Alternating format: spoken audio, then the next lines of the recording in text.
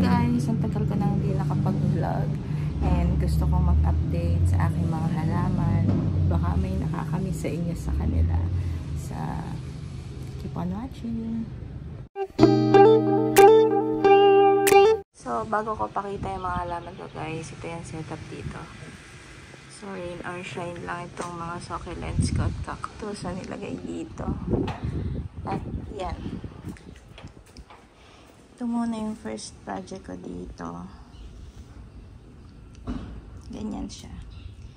Nilagay ko lang siya, tinanim ko directly sa soil. Bali yung soil na nandito is mabato. Ito yung mga natira sa apartment nag-survive. So sila yung mga tinanim ko dito. Siguro mga ano na ito guys, mga 2 weeks na. Gumanda sila lalo dito. Lalo na ito. Ang tibay nito guys. Si aloe. Napakatibay. So namayat to dati nung hindi ko halos nadidiligan. Mga ganito siya kapayat na yan. Tapos ngayon no. Grabe. So kung gusto nyo mag-alaga ng aloes, go. Kasi hindi ka bibiguin. Hindi ka paiiyakin. Tapos, tandaan nyo pa to guys, itong rainbow cactus ko. Ayan na siya, liit-liit lang dati. So, maliit na naman din siya ngayon. Hindi pa rin talaga yung sobrang laki. Pero at least, diba, buhay pa rin at nadala ko dito. Natanim ko pa siya directly sa soil. Tapos, ito, tandaan nyo pa to. Sa dish garden ko to nun eh. Ito pa yun. Nilagay ko dito. Ito, si bonsai yan. Dati ito lang to guys to. Isang tanim lang siya. Isang halaman lang. Tapos, nanganak siya. So, may baby siya ito. Tapos, ito. At saka, ayun. So, nilagay ko sila dyan. Wait lang, nahihirapan ako. Umupo. Gawa tayo ng upuan. Tapos, yan yung mga sansi. Yan, nilagyan ko din ng sansi. Basta kung ano yung natira dun sa apartment, guys, pinagsama-sama ko lang. Hindi ko nga maisip kung ano itatanim ko dito. Ito yung una kong nakita. Ito, oh. Yan, yan, yan. Yan yung mga natira kong cactus. Meron pa akong isang cactus dun sa balcony, guys. Hindi ko siya tinransfer dito kasi matinik. Itong problema ko. Yan. May rust fungus siya guys. So kailangan ko ma-solve to. Tapos ito. Akala ko mamamatay na rin to. Pero andyan siya. Yan, tinanim ko lang. As in talagang tinanim ko lang oh. Tapos ito. Sobrang payat nito guys. Yan oh. Ganyan siya kapayat na. Ngayon bumabawi-bawi na. Ayan. Ayan yung antibay din ito. Sa pinagtutusok ko lang, tignan nyo to. Ayan, yun pa isa. Yung mga damo na naman. Damong ligaw. Halo-halo na sila dyan. Tapos may nag-isa ko. Ayan. Echeveria. Ilagay ko dito. Nag-survive nito sa apartment.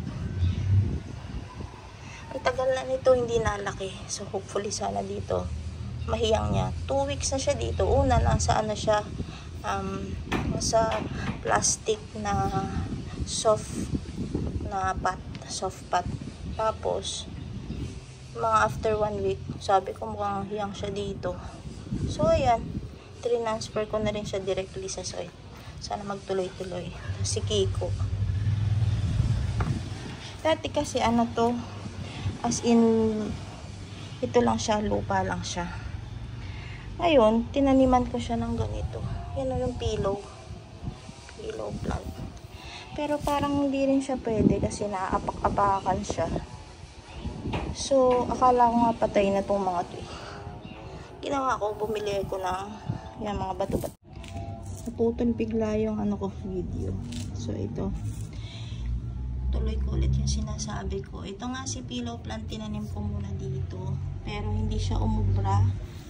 Kasi feeling ko namamatay siya dito. So, ang ginawa ko na lang guys, kasi nakapakan din siya dito eh. Ginawa ko is, nilagyan ko ng mga bato-bato.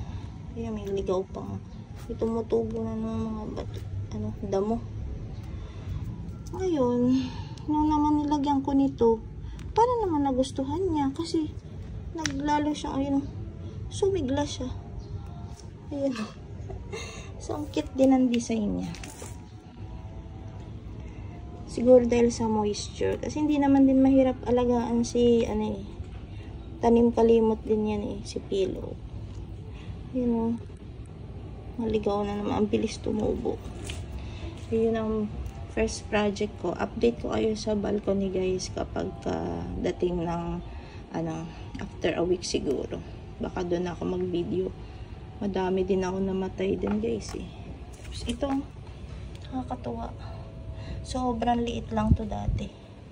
Ayan o, grabe. Ang laki na yan. Ayan.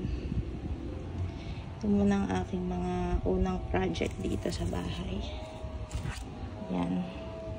Tapos bala ko, lalagyan ko din siya dito. Ayan, mga white stones dyan sa palibot. Hanggang hindi pa nakakapagpagawa ng plant box talaga dyan.